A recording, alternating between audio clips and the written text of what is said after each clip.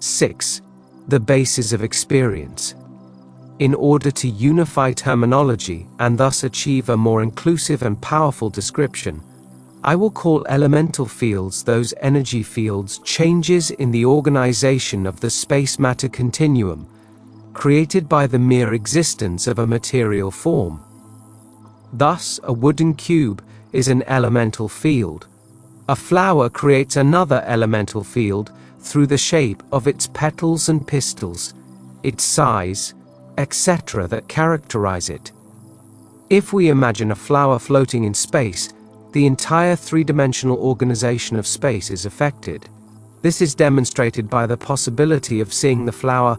Remember that we see space from any spatial location. Elemental fields fill space, and the organization of space is the product of the expansion of the elemental fields within it. In parentheses, it is possible to state that the space above a field of flowers is organized completely differently from the space above a city. The effects such organizations have on consciousness will be analyzed later. There are also neural fields that originate and emerge from a brain structure. Neural fields transect space and, together with elemental fields, form four-dimensional energy matrices. Finally, there are also global fields. These, as we've seen, are the overall and synergistic result of all organic bodily activity, including the brain. The global field includes the neuronal field. I will use the term observer to refer to the brain structure, without this meaning that I consider the experience itself as one of the attributes of the observer. For this purpose, I will apply the term observe to the experience itself. The brain structure and its convergent organization form a center, from which neuronal fields are created that transect space. I have already explained the functioning of the cerebral logic of convergence in other works, New Principles of Physiological Psychology and Psychophysiology of Learning, editorial Trillers, 1976. So here I will only say that one of the characteristics of the brain is to concentrate algorithmic information through the implementation of an inclusive logic given by the action of convergent circuits, see Chapter 7. Everything the brain does will be an explicit or implicit, clear or hidden part of what we call experience, that is, what is observed. The location of what is observed is everything that is part of the brain structure neuronal fields continuum. This last assertion is a basic postulate in psychophysiology, and there are countless ways to verify it. Without a brain, there is no experience as we know it on this plane of existence. Experience is the result of brain activity, and this result is the neural field. Therefore, the location of experience is the place where brain activity manifests itself directly. This location is the entire space occupied by an expanding neural field, including, of course, the observer, that is, the brain structure. However, the neural field is not isolated, with nothing affecting it from the outside. When the neural field expands, it comes into contact with elemental fields, with global fields, and also with other neural fields. In some way, the structure of the original neural field is affected by its interference with other fields. To better visualize this, let's imagine a neural field resulting from the brain activity of an observer in contact with an elemental field originating from a flower. The neural field necessarily changes as a consequence of the flower's elemental field.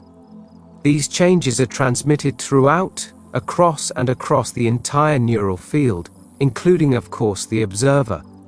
Experience is therefore always the product of the interaction of the neural field with the structure of space.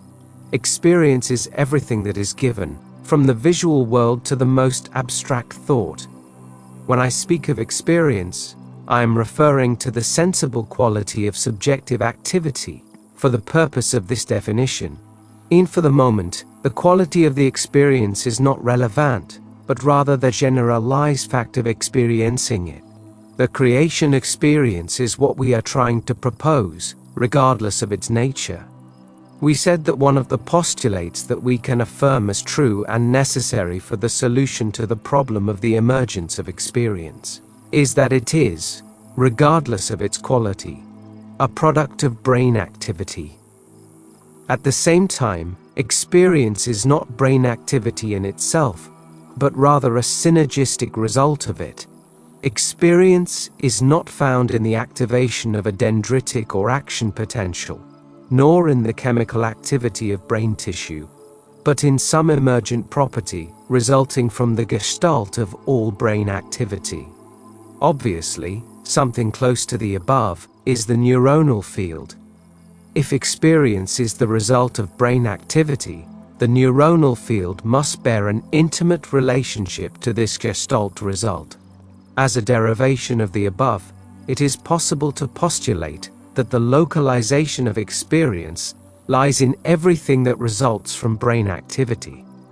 In these terms, the space in which a neuronal field expands along with the brain structure is the place where experience is located. But, as I said before, the neural field is not isolated. The space in which it expands interacts with it, resulting in a complex energetic matrix that is a mixture of the morphology of the neural field and the energetic morphology of space.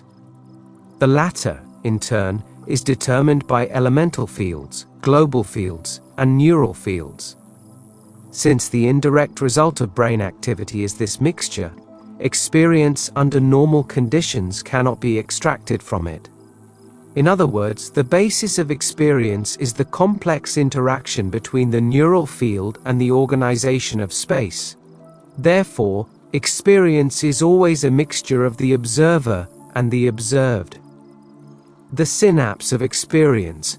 A true thought is one that can be productively applied on several levels. This, which was obvious knowledge to the writers of the Wan Qing, is beginning to be recognized in modern science. Approaches such as general systems seek to intertwine all dispersed scientific knowledge into a common body of premises. Of course, this is nothing more than a renaissance of philosophy. Knowledge capable of identifying commonalities in phenomena as diverse as atomic activity, human behavior, and the development of history is universal knowledge in the best sense of the word. In this chapter, I will extend the considerations about the basis of experience toward universality. I will attempt to demonstrate that the idea of the interaction of energy fields as the basis of experience is a phenomenon that can be glimpsed at many levels, as the basis of a multitude of emergent properties. In particular, I will be interested in defining the common characteristics between synaptic activity and the appearance of experience. Hence the term synapse of experience as the chapter heading. However, before continuing, I must clarify a point that was discussed in other chapters. In them we spoke of the existence of minimal quanta of space, and equated their dimensions with the minimum size of the retina, capable of being decoded into conscious perception. In reality, this minimum size of the retina is much larger than the minimum quantum of space. Three-dimensional vision can only be explained if a large number of minimal quanta of space, differing from each other in the manifestation of different reference points, simultaneously activate the retinal quantum. This is the same at the holographic level, which is the simultaneous two-dimensional recording of an infinity of different at-reference points quanta minima of space. The vision of all these quanta develops into the three-dimensional holographic vision of any object. Each point of the hologram contains the global information, and at the same time, the set of points gives rise to a unitary image. But with the addition of a dimension, the two-dimensional becomes three-dimensional. The same thing happens in the retina, and also in society. In the latter, a set of conscious elements, each from a different point of reference, gives rise to a social organism with a greater degree of multidimensional functioning than any of its elements. With the above clarified, we can move on to the concept of experience synapses. At this level, it is possible to consider the emergence of experience as a quantum phenomenon. A sufficient number of neuronal interactions, and, at the same time, a sufficiently inclusive development of logical information are required to give rise to consciousness. Only when a neuronal field of sufficient complexity develops, and the converging circuits of the more inclusive hierarchical levels develop a logical pattern that contains the whole, does conscious experience appear. That is, like a glass that gradually fills with water until, at its maximum limit, it overflows into space. Continuing with the analogy, the moment water leaves the glass, it comes into contact with a universe located outside its glass container. Similarly, the structure of the brain develops an energetic field that, when it reaches a certain complexity, expands into space. Experience acquires its character when the product of neuronal activity comes into contact with the organization of space. It is precisely this contact that I call the synapse of experience. At another level of abstraction, one can assume that the set of synapses of experiences that inhabit this planet give rise to a new conscious dimension, which we could call the planetary dimension.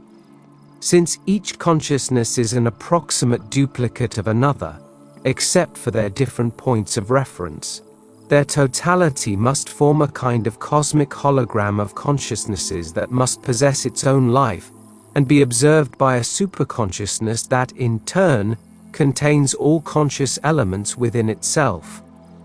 At a neuronal synapse, a burst of electrochemical activity must activate the presynaptic membrane, which then transforms it into the synthesis and release of chemical molecules. These molecules then leave the presynaptic structure and enter the intersynaptic, functional space. This chemical transmitter then crosses this space until it makes stereochemical contact with specialized receptors on the postsynaptic membrane. Once activated, these receptors cause the membrane to depolarize. The synapse's main characteristic is its functional directionality. The emergence of individual experience and planetary experience follows the same laws as the neuronal synapse. The barrage of presynaptic impulses is equivalent to all the external stimulation a brain receives. The synthesis and release of a chemical transmitter is equivalent to the development and subsequent expansion of a neuronal field. The passage of the transmitter through the functional space of the synapse is equivalent to the expansion of the neuronal field in space.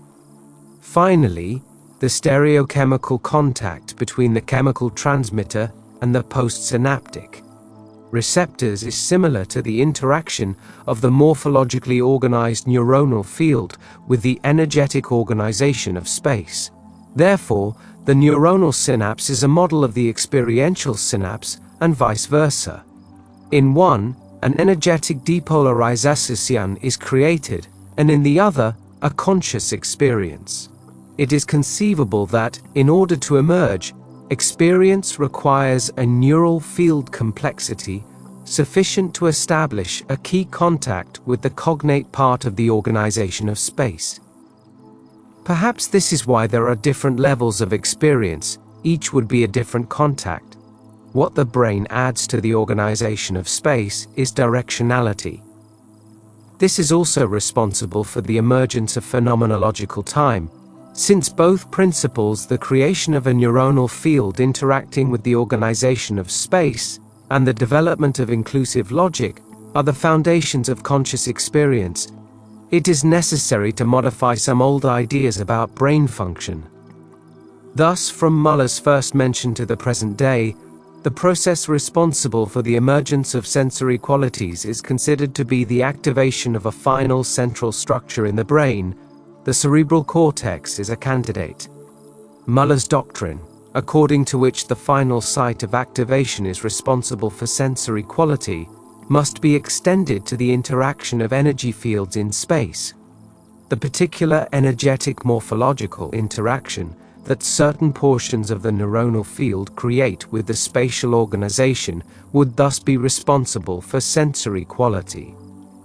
The idea of a synapse of experience supports the above, with an addition, in any given neuronal body, dozens of synapses are created, which are located in different portions of the dendritic arborizations and the neuronal soma.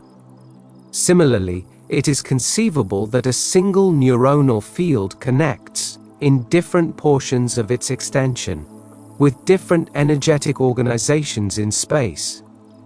Any differences in the morphology and location of such interactions must be related to the qualitatively differentiated sensory experiences. The quality of the experience would depend on the final site of energetic interaction, and not only on the final site of activation in the brain tissue. On the other hand, the convergent logic of inclusion is not only the fundamental basis for the arrival of consciousness, but also for brain processes such as the materialization of space. We will discuss this last point in the next chapter. 8. The materialization of space. The main difference between transparent space and a material object is the lower level of informational synergy in the spatial quanta that constitute the material object, and the greater level of synergy in transparent space. The Sintergic continuum is the measure of the materialization of space, and what appears to us as an increase in the gravitational force and the opacity of spatial transparency.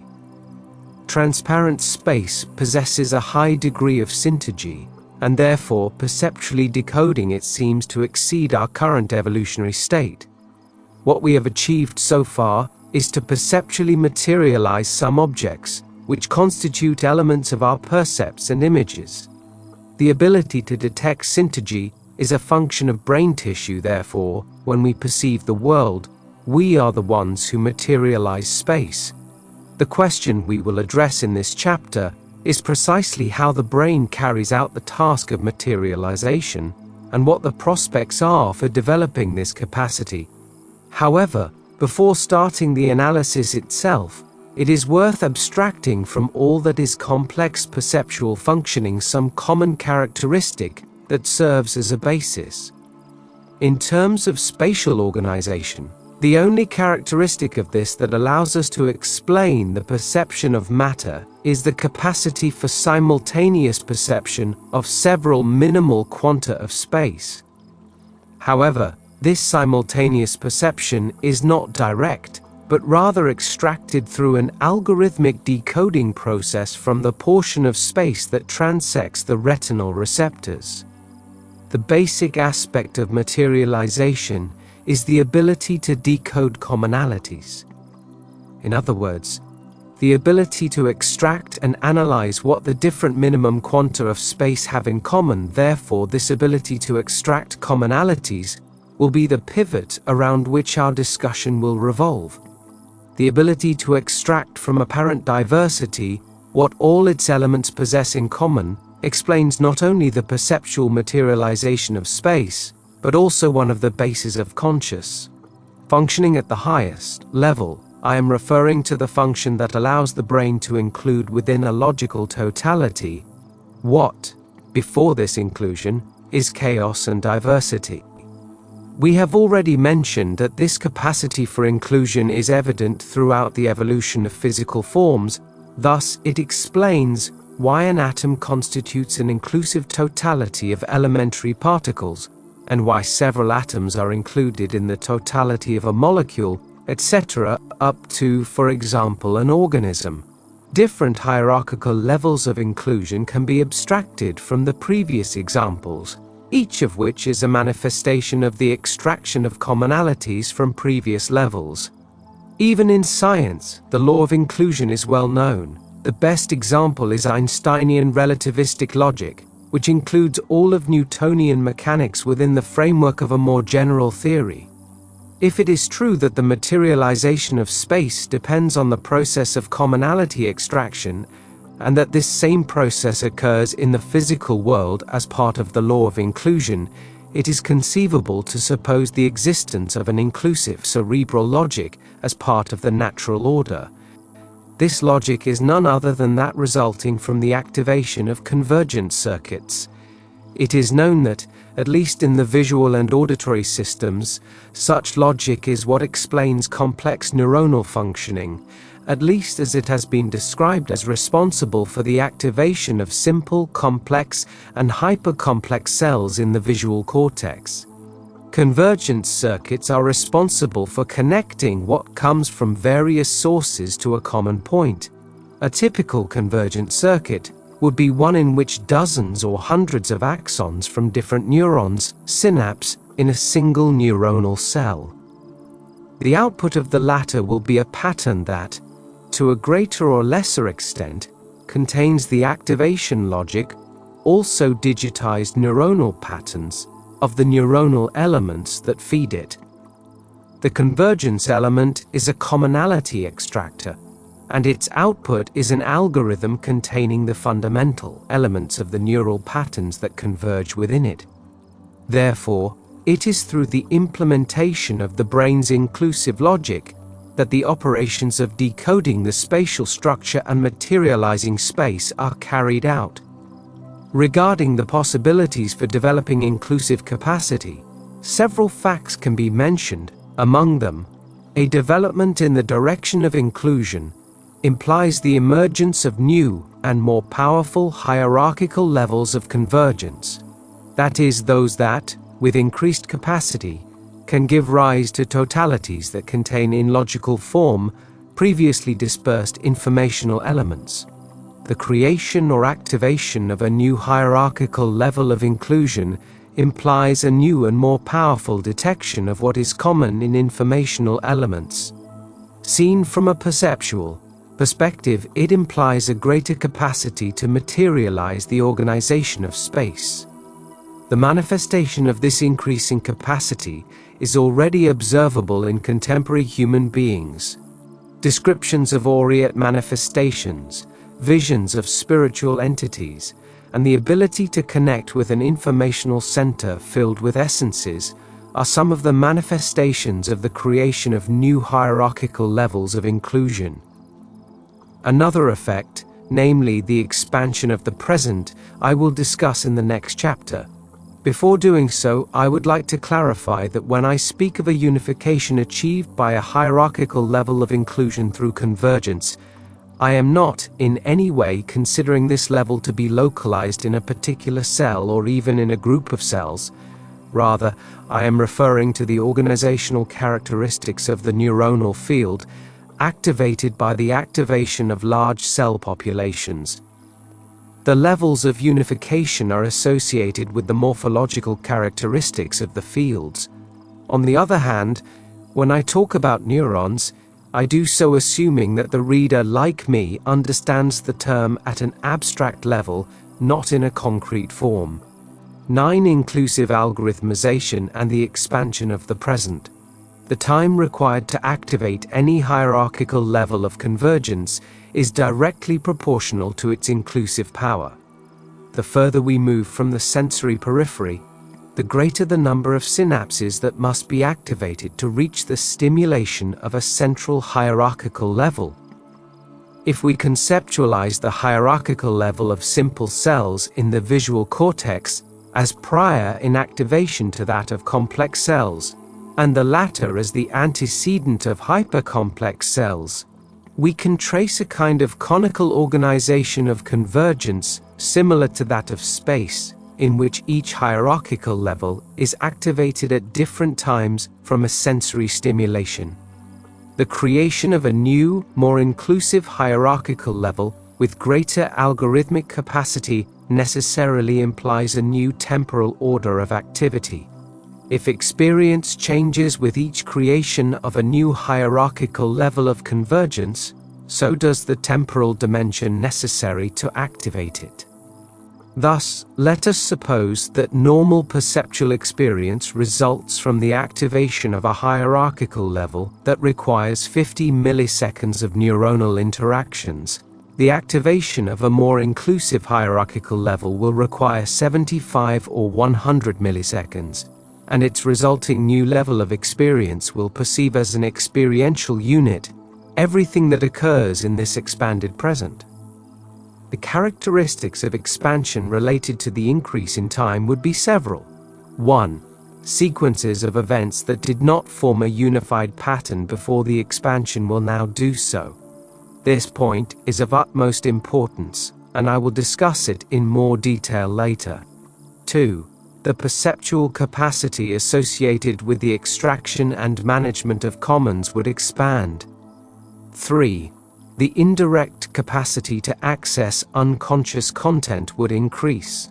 The word indirect is in quotation marks because the creation of a new and more powerful neural algorithm only becomes a possibility of accessing pre-synergistic content when the means to decode it are available. The new algorithm contains within itself an entire logic that, without its activation, would remain hidden. But the work of decoding is necessary to perceive this logic.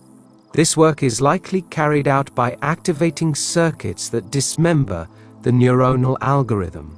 The possibility that such circuits may have a divergent conformation has already been discussed elsewhere. Suffice it to say here that the most logical way to reach the elements that, by concentrating in a convergent pattern, give rise to a neuronal algorithm is to implement an operation inverse to the convergent one. Divergent circuits have been found between the lateral geniculate body and the primary visual cortex.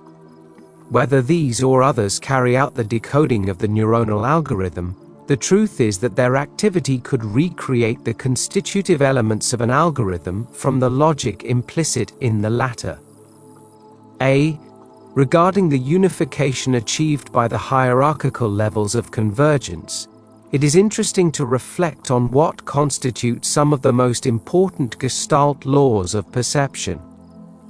According to these, when perceiving a set of elements that have something in common, or that are simply close to each other, what is experienced is not the elements of this set, but a unified Gestalt configuration.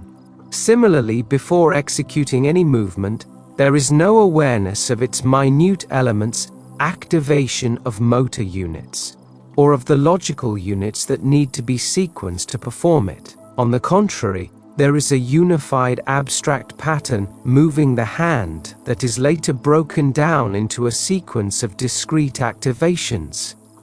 The example of a pianist is perhaps the clearest in this regard. The virtuoso is not aware of the sequences of flexions and extensions of his muscles, but rather issues a unitary command that is then discretely sequenced. A neuronal rhythm must be the neurophysiological correlate of the unitary motor order or of Gestalt perception.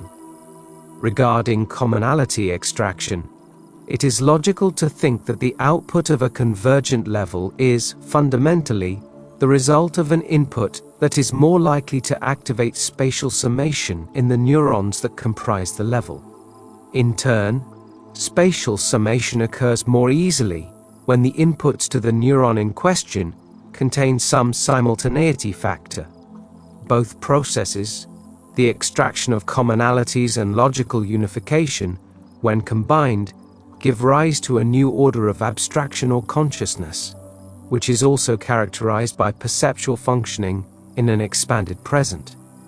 This expansion of the present affects the sensorial character of experience, causing events that previously belonged to different temporal moments to now be encompassed within a single one. If Ouspensky is right in mentioning that the transformation from a three-dimensional universe to a four-dimensional one occurs when the temporal order expands, the creation of a new level of convergence is an access to four-dimensionality and, as we will see in Chapter 15, to anti-gravity.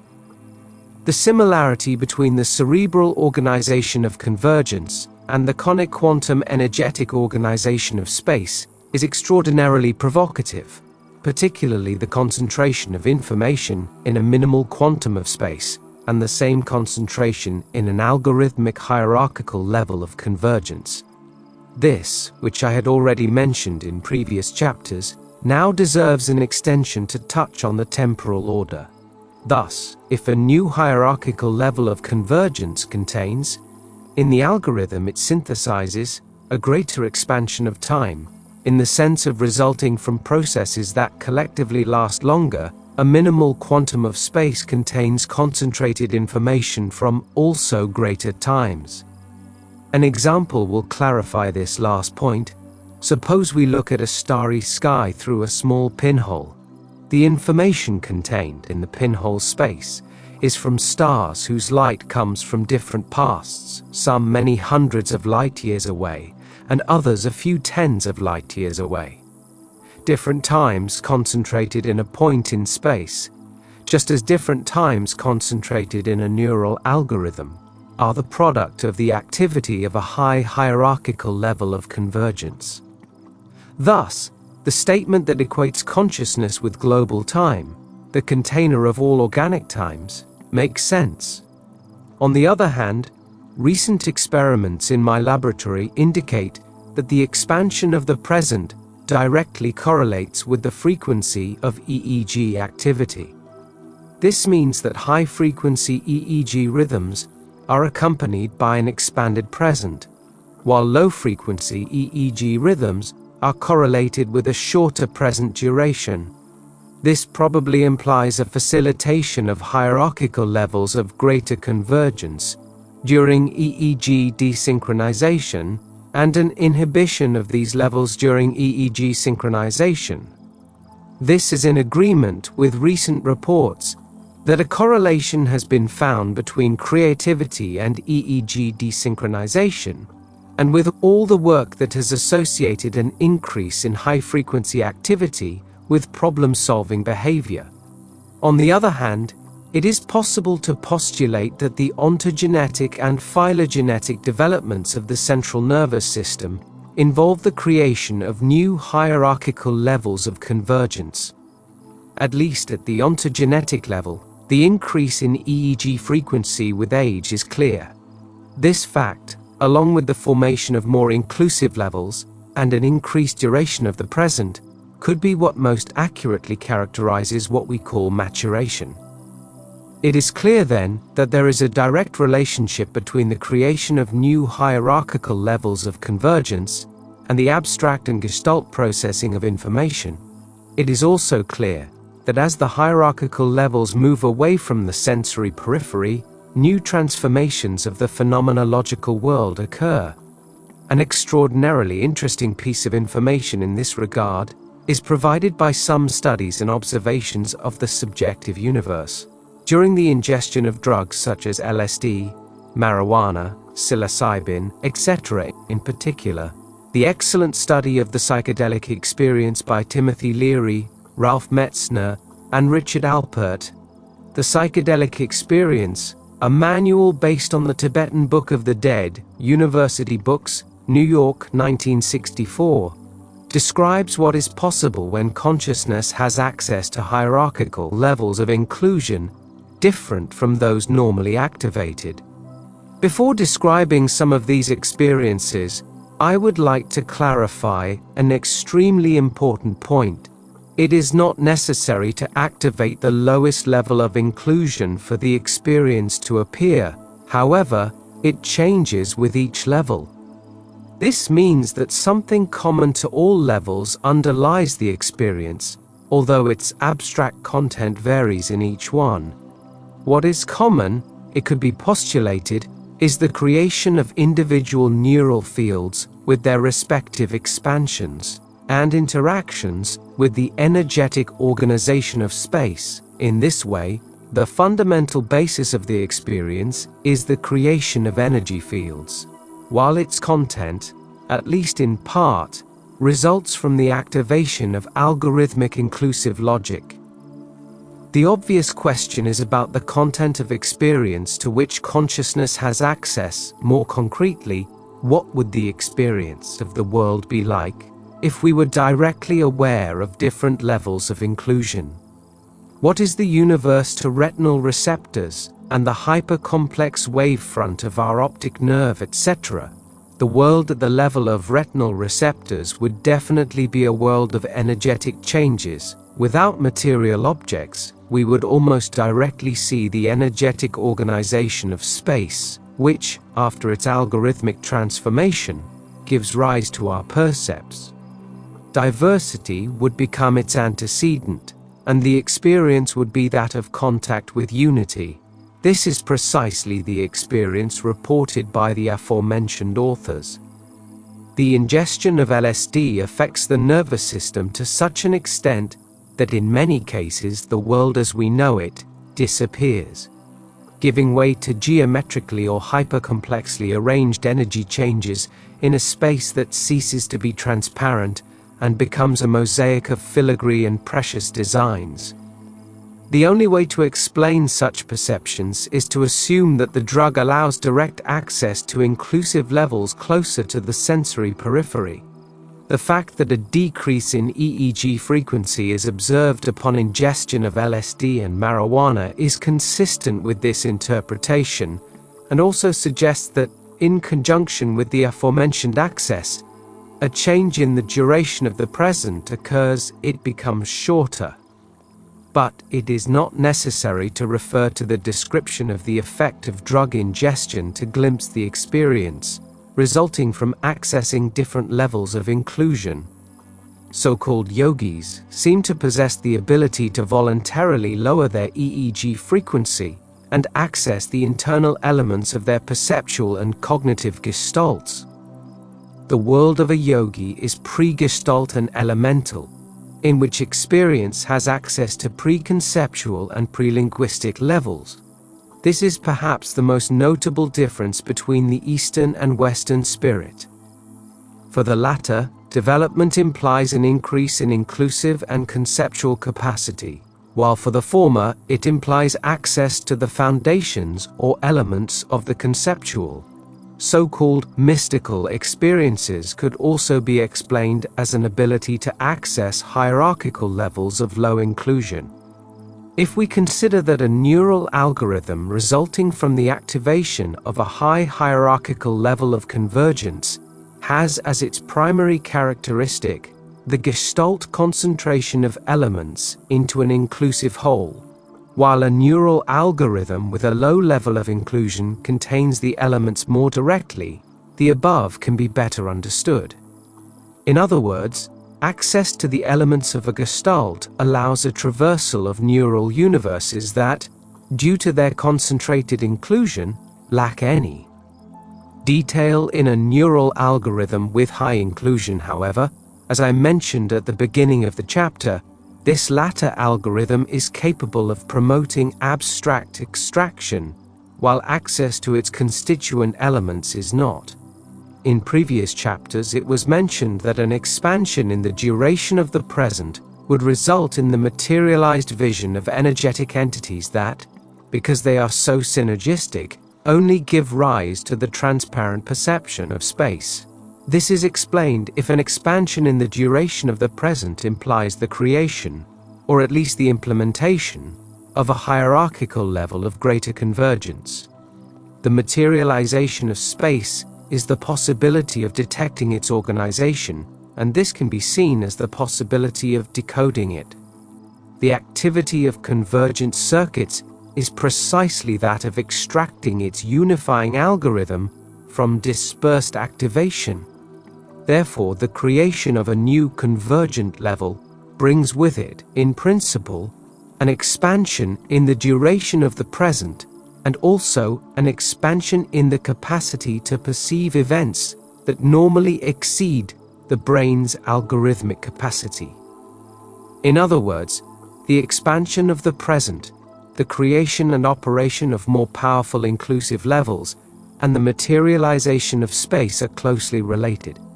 On the other hand, I would like to clarify that recent results, 1978 to 1979 of experiments carried out in my laboratory, indicate that the relationship between the duration of the present and the EEG frequency is much more complex than that described here, and that it depends, among other things, on the brain area recorded. 10. The directionality of experience. There are two basic processes that explain the emergence of experience and its consciousness. On the one hand, inclusive logic, which, as I've already said, is a continuation of the most important process in the evolution of the physical universe, namely, the formation of new Gestalt units, as a result of the coherent organization of dispersed elements emerging from all of them. On the other, the development of neuronal energy fields capable of interacting with the energetic organization of space. Both processes incorporate a directionality within their destiny, from which the specific and focused content of experience emerges. The directionality of the inclusive process is obvious. Its intrinsic tendency is to achieve an increasingly unified and abstract handling of information. New inclusive unifications imply new global conceptions at the conscious level and new ordered structures at the physico-chemical level. The directionality associated with the phenomenology of the neural field explains the specificity of perceptual experience. Any location where a neural field interacts with the energetic organization of space is susceptible to being transformed into experience. The creation of experience depends on the energetic focus of the interaction. From a theoretical point of view, this implies that the emergence of experience is not influenced by distance or time, as we conceptually understand them. See Chapter 14. This latter point is easy to understand if we consider that the locus of expansion is all of space and that therefore energetic focus can bring about experience in one or another of its portions without any intermediate journey being necessary or required. I already mentioned that this is what can explain the phenomenon of astral projection, or the extraordinary lack of temporality of telepathic processes. Our daily perceptual experience is the best example of the aforementioned focusing process. Only for those who do not yet understand the creative nature of perceptual experience will the above remain obscure. Regarding the directionality associated with telepathic phenomena and astral projection, it is interesting that both phenomena require, in order to begin occurring, the subject to visualize the image of the recipient, in the case of a telepathic message, or the location in space they wish to visit in the case of astral projection. Both visualization processes are necessary for the aforementioned phenomena to occur. It is possible to interpret visualization as a definitive initiation of the energetic directionality required to complete the processes. Directionality seems to be the requirement for an experience to acquire the character of consciousness. Without it, the experience exists simultaneously in all space, but its access is blocked due to a lack of focus. 11 Global patterns. The creation of new levels of abstraction is the most powerful and authentically human phenomenon. The moment dispersed content is viewed from a global perspective and placed within a context of inclusive understanding, a new level of conscious functioning is reached. On the human level, this corresponds to the ability to recognize the experiential level and the stages associated with it. On a more global level, it allows for the realization of the existence of an intelligence or matrix that definitively surpasses conscious scrutiny. It is in the creation of new levels of inclusion that the physiological correlate of changes in consciousness is glimpsed. This happens simply because the creation of a more powerful inclusion always involves the extraction of that which most certainly represents a level of development. But there is also a logic that could be classified as lateral to the inclusive. I mean, an ability to see the entire chain of changes in consciousness from a plane lateral to their occurrence. An ability that could be called superconscious, and that allows us to glimpse a global pattern of conscious changes, and not just a particular state of consciousness. This lateral level is the highest degree of self-knowledge, that is, the one that gives rise to a global vision as a whole. It is interesting to reflect on what the existence of a global pattern means. In very general terms, it is equivalent to considering the interaction between a neuronal field and the energetic organization of space, the hyper-complex interaction of an individuality with the fundamental matrix of the universe. Since experience arises from this interaction, the case of a lateral view of the development chain is equivalent to an experience of interaction with a matrix free of particularisms. At a more non-specific level, the visionary experience is that of contact with the totality to which normal consciousness only has access on limited occasions. Access to this totality depends on, and is provided by the creation of an inclusive pattern that represents, in its logical coding, the essence of the level of totality that nourishes it. The creation of a practical method, accessible to all consciences and aimed at increasing the possibility of creating new levels of inclusion, is not only necessary, but urgent. A kind of inclusive therapy should be created, including techniques and exercises to increase inclusivity. At the perceptual level, a productive technique consists of detecting intelligible forms from dispersed elements, clouds, wall surfaces, mountains, and rocks can serve as structures from which to practice the Gestalt creation of meaningful patterns. The existence of global patterns has an extraordinarily powerful derivation. It can be called the method of analogies. Since before conscious intervention, everything is a hyper-complex energetic pattern, it can be postulated that it is possible to alter such a pattern using a technique of symbolic reproduction of certain of its characteristics. Thus, since thought is an energetic pattern interacting with the structure of space, any well-focused change in the product of brain activity necessarily influences other levels of reality. Shamans use this technique continuously. They recreate a situation through their thoughts and give it direction. Noticeable effects are soon observed in the physical world and in other consciousnesses. Of course, the analogy method requires a mastery of fundamental principles and sequences of fundamental principles to work. Without a clear understanding of the foundations of a process, the use of analogy is unsuccessful. In this context, one might expect that certain dream contents are capable of triggering changes in waking life that are not only localized in the consciousness that creates them, but also affect the surrounding environment and other consciousnesses. In reality, this is not at all mysterious if we remember that a dream, a consciousness, and a material object are all energetic dispositions with varying degrees of complex organization. Therefore, there is a dimension in which interaction occurs and is direct. The expansion of the present, along with its determining processes, namely, the creation of new hierarchical levels of convergence and inclusion, are the means to successfully gain access to global patterns.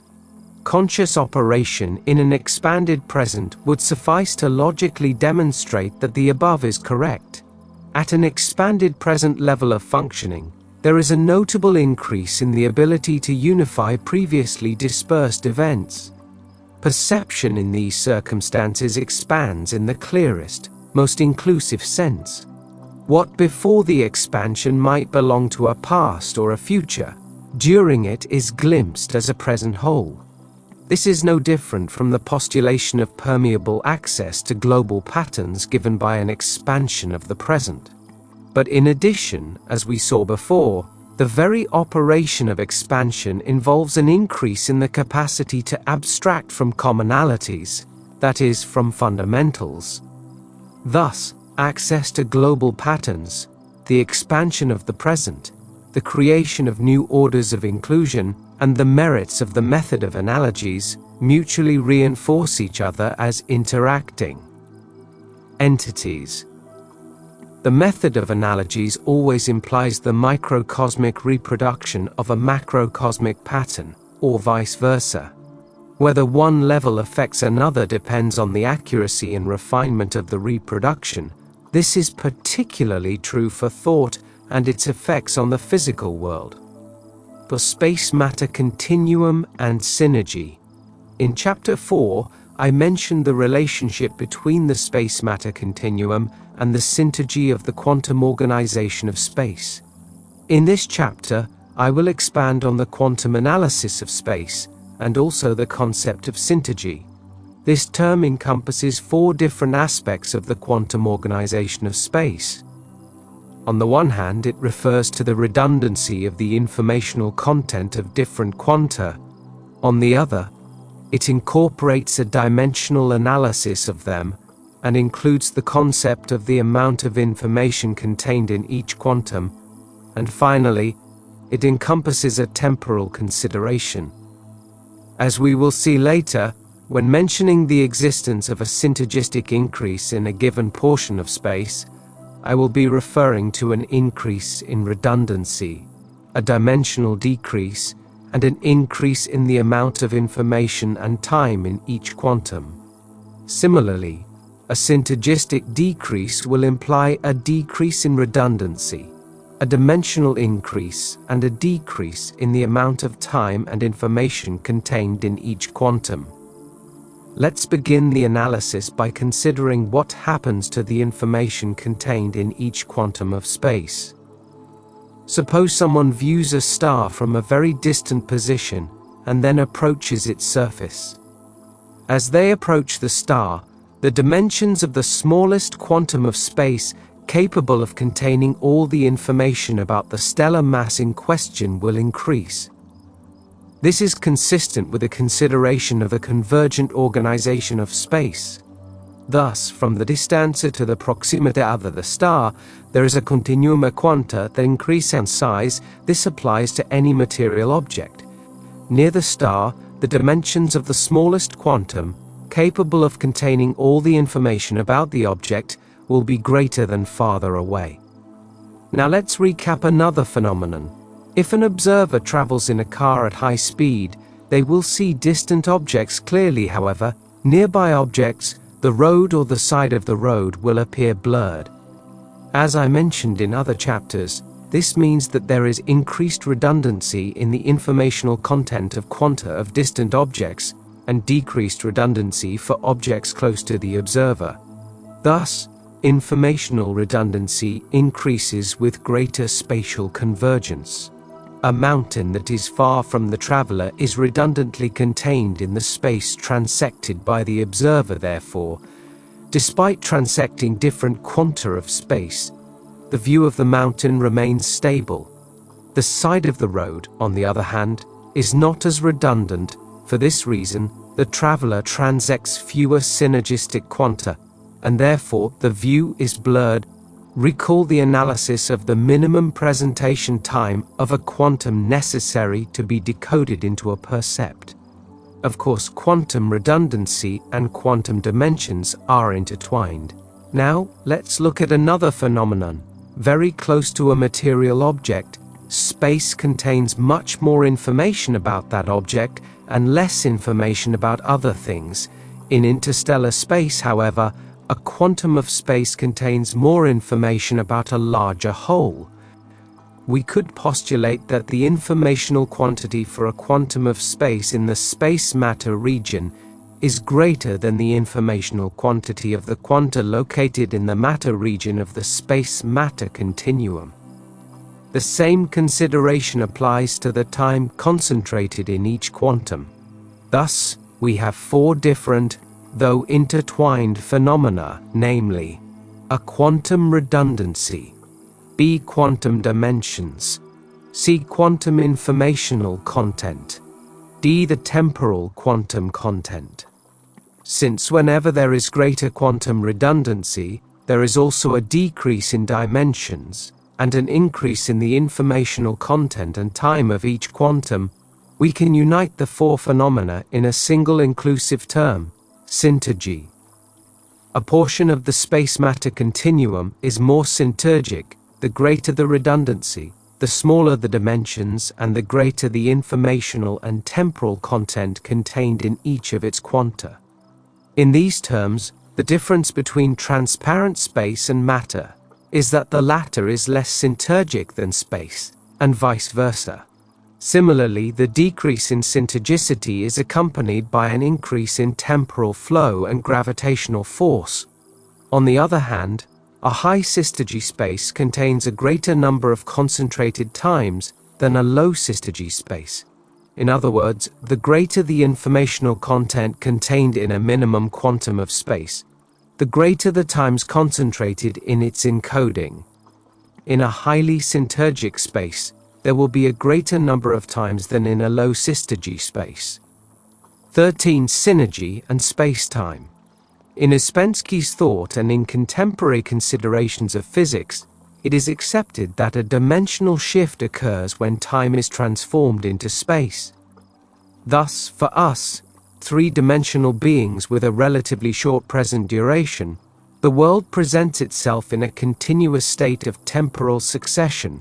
If someone throws a stone into the air, an observer perceives successive changes in its position, which, constituting movement, are perceived as possessing a temporal dimension. If time were transformed into space, the movement of the stone would disappear, giving way to a continuous, static trace. This would occur with an expansion in the duration of the present. Phenomenologically, the new duration of the present would be experienced as the timeless present. The present is not felt as time, even though it lasts. In the condition of an expanded present, a dimensional shift would occur, in which what was previously perceived as time would be transformed into space. The transformation of time into space, from the perspective of the expansion of the present, is relatively easy to discern.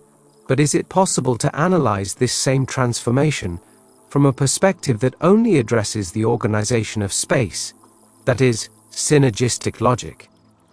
Before delving into this fascinating problem, let's discuss some phenomena. Holography is extraordinarily fascinating because it represents a synergistic model of space. In a holographic plane, one can consider the existence of quanta of space, each containing vast amounts of information in hyperredundant form.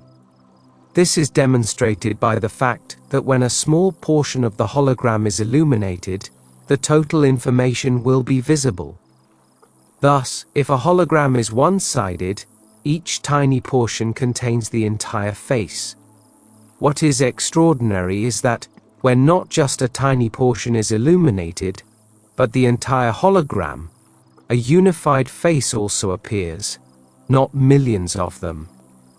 I have discussed this phenomenon as determined by the brain's inclusive logic.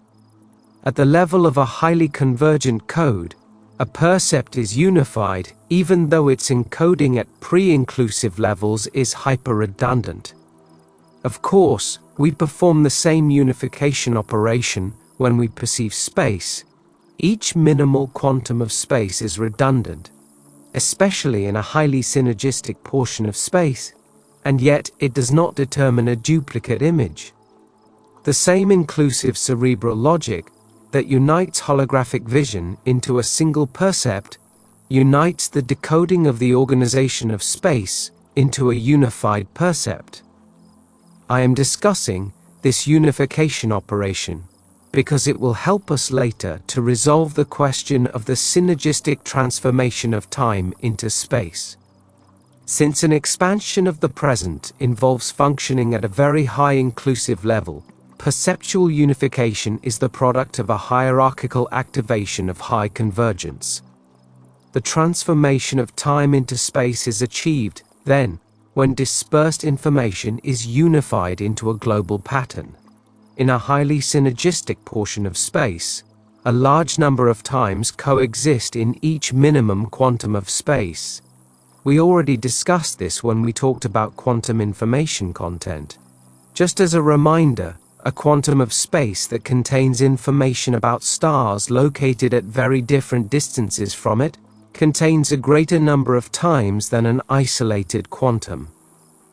The the synergistic transformation of time into space must be a function of the Gestalt unification of a large number of highly synergistic space minimum quanta, in other words, a multitude of times contained within each quantum, when unified, would result in a transformation of time into space.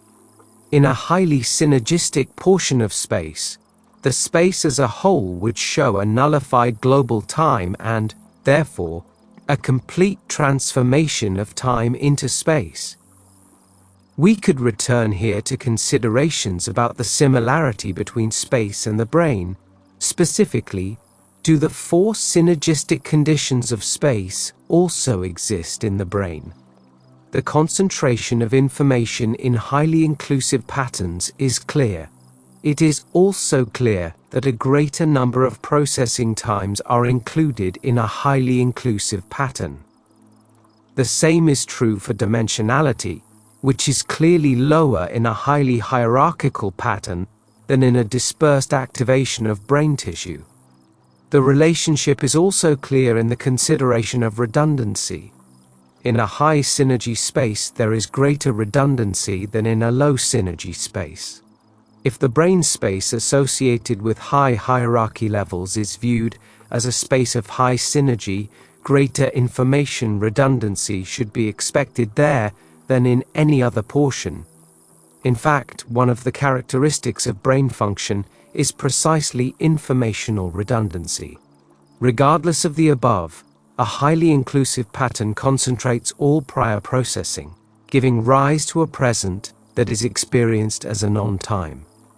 It is as if, in space, time were transformed into a spatial dimension in quantum unification, and in the brain, time were transformed into experience, and in the activation of inclusive logic. The experience of the present is pure experience without time, and synergistic unification is pure space without time. Once again, the conclusion about the identity of experience and space is almost inevitable.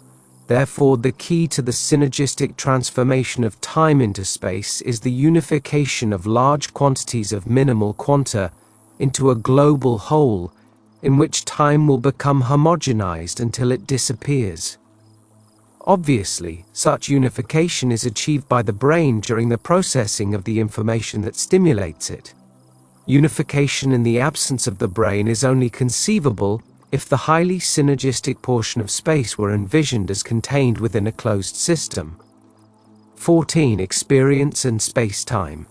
It should be clear by now that experience can arise in any portion of space and at any time. In fact, space, time, and experience are different organizations of the same energetic whole. Likewise, it should be clear that different levels, states, or contents of experience can occur in any or the same portion of space, depending on the scope and range of the brain's mechanism responsible for decoding space.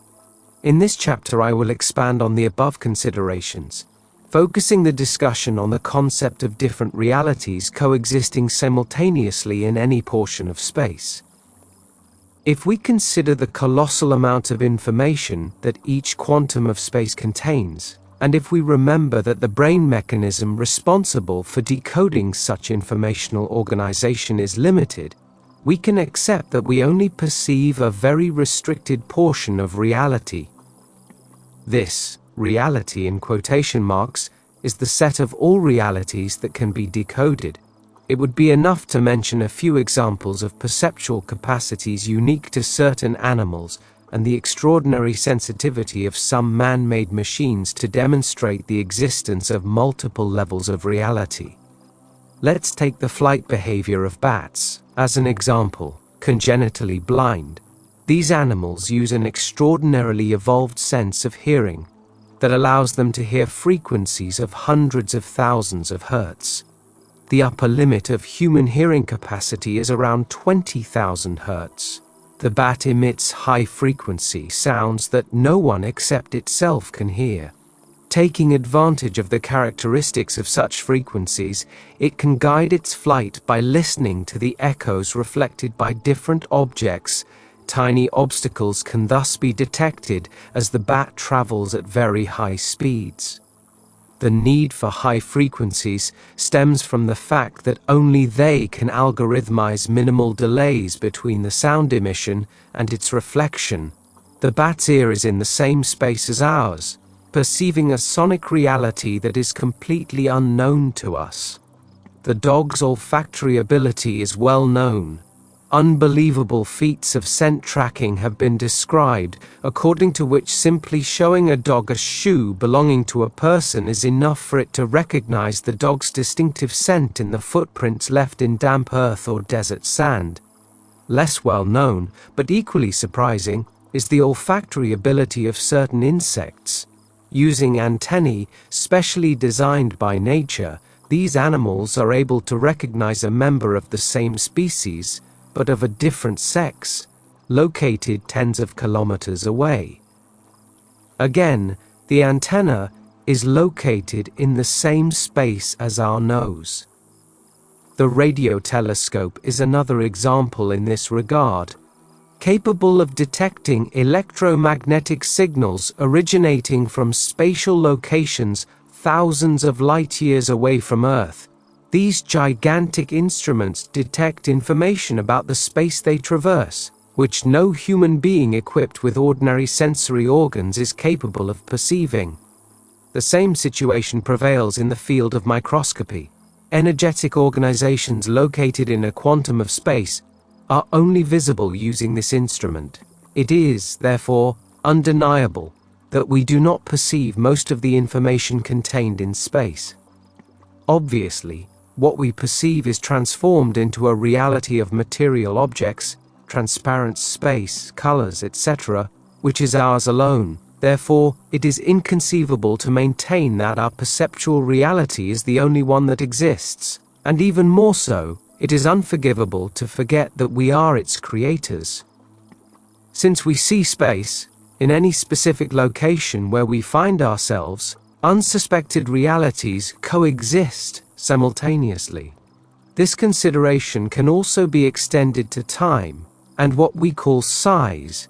In a medium-sized room, in addition to many realities coexisting, many times coexist. We have already analyzed this in relation to the synergistic organization of space, so it will not be repeated here. It is sufficient to remember that if we were capable, we could simultaneously perceive the occurrence of phenomena so distant in time that our astronomical temporal measurements would not be sufficient to define them. With respect to the relativity of size, it is also clear that what we consider capable of containing a maximum limit of information is illusory, in the sense that if we were capable of microscopic vision, a cubic meter of space would become a universe of colossal dimensions.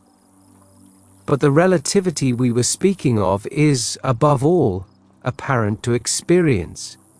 If the latter is the directionally directed product of two interacting energy fields, the limitation of size, time, or space for its localization is absolutely illusory. We already mentioned that the reality of so-called astral travel can be explained in this way. See The Foundations of Experience. Trillers Publishing, 1977. Let's now focus our attention on some phenomena whose existence has been duly verified. Let's begin with the direct transmission of emotions. In this instance, two people who have known each other for some time can verify the reality of such transmission for themselves. If we consider individual neural fields interacting in space, emotional detection by extrasensory means is satisfactorily explained. The same is true of telepathic phenomena. In these, a subject is able to decode the spatial organization containing mixed neural and elemental fields. Through a procedure I described in The Foundations of Experience, the receiver of the telepathic message is able to recognize the contents of thoughts sent by the transmitter.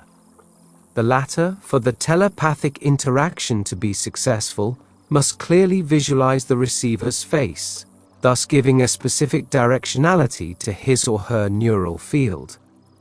a family of phenomena known as remote viewing, consists of the clear perception of images of objects and people who are not present.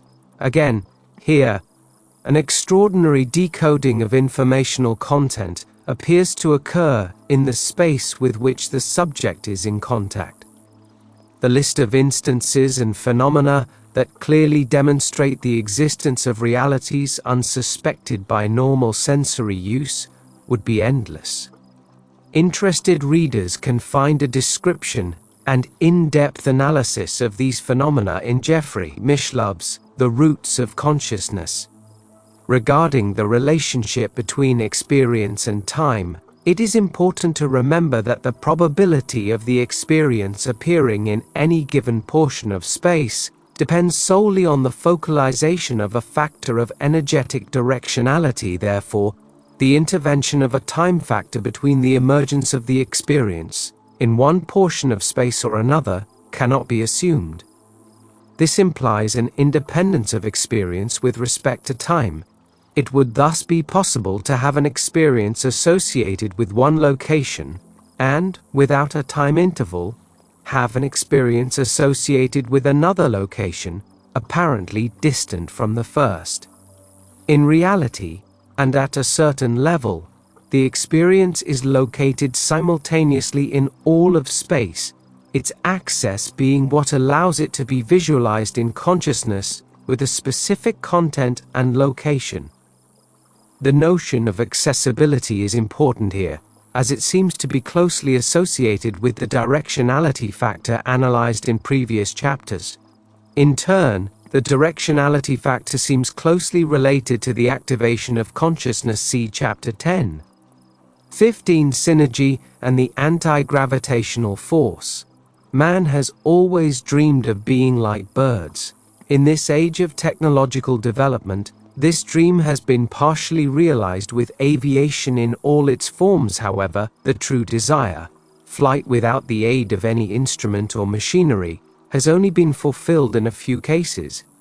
In this chapter, I will develop a hypothesis about the possibility of creating anti-gravity forces using different techniques, and I will place special emphasis on the human brain as the ideal instrument to create them. A gravitational force appears whenever there is a decrease in the synergistic organization of space, that is, for example, of a material body. It is therefore possible to postulate a Sintergic continuum correlated with a gravitational continuum, in which low synergy portions give rise to high gravitational field strengths, and high synergy portions give rise to low gravitational field strengths. The space-matter continuum, which has interstellar space at one end and the planet Earth at the other, is an example of synergistic decrease with a corresponding gravitational increase. So, the secret to creating an anti-gravity force is the production of a medium that increases synergy in any portion of space. If we carefully analyze the factors that jointly define synergy, we will find the key to this. Recall that a high synergy space is characterized by a. An increase in the informational content of each quantum of space with a dimensional decrease in them. b. A greater inclusion of time in each quantum. c. Greater quantum redundancy. If the aforementioned spatial conditions were created in the space surrounding a low synergy entity, it would be feasible to assume that such an entity would reverse the gravitational conditions corresponding to it. Serious research is required to determine the specific way to achieve this. However, it could be assumed in advance that it would be necessary to create an energy field that, by specifically affecting the energetic organization of a space located around a material object, would cause it to create a high energetic synergy. In the case of the human brain, such a possibility centers around the expansion of neural fields. If a neural field is capable of creating an anti-gravitational force, it would do so by increasing the synergistic organization of space, or in other words, by fulfilling the conditions of inclusion of time, information, dimensions, and redundancy of a highly synergistic space. Here, the consideration of the expansion of the present, discussed in Chapter 9, comes back into play. Taken to its extreme, the expansion of the present would be the basis for the creation of a neural field that would reverse the synergistic organization of the space surrounding an organism. Needless to say, functioning in an expanded present is equivalent to the creation of a space of high synergy within the brain. Outside of it, one would expect an expansion of the neuronal field, which, occurring in the aforementioned condition, would also create high synergy. Here I'd like to mention a series of observations that speak to the limits of the expansion of the present, which in other contexts I've called stopping time. In these observations, I and other colleagues have been able to expand the duration of our present to the point where the second hand of a clock stands still. We have never made measurements of gravitational fields during these instances, but, if what I've mentioned is correct, a significant alteration of them could be expected. Anecdotal accounts of levitation seem to correspond, in essence, with the analysis made here, since they have always implied a psychological functioning of high inclusion and expanded present. The possibility of creating anti-gravity forces using brain activity is so compelling that it merits serious study in scientific laboratories. It's interesting to consider the anti-gravity of fire in this context. Very recent results obtained in my laboratory indicate that an increase in brain coherence affects gravitational force. These results will be discussed in detail in upcoming publications. However, it is worth mentioning here that they support the aforementioned hypotheses about the relationship between brain activity and gravitational forces.